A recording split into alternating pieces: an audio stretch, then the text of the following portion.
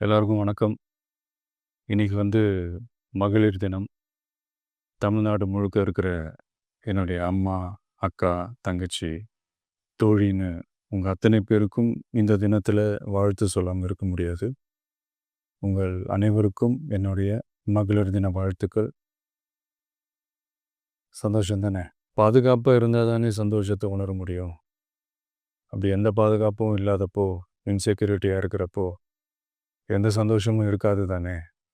அப்படின்னு நீங்க நினைக்கிறது எனக்கு புரியுது. என்ன செய்ய?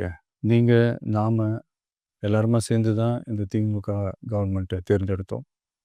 ஆனா, அவங்க எப்படி நம்மள ஏமாத்துவாங்கன்னு இப்ப தானே தெரியுது.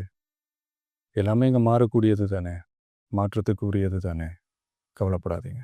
2026ல நீங்க எல்லாரும் சேர்ந்து, இல்ல நாம் எல்லாரும் சேர்ந்து, இந்த மகளிருக்கான பாதுகாப்பை உறுதி செய்ய தவறிய இவங்கள மாத்துவோம். அதுக்கு இந்த மகளிர் தினமான இன்னைக்கு நாம் எல்லாருமா சேர்ந்து உறுதியேற்போம்.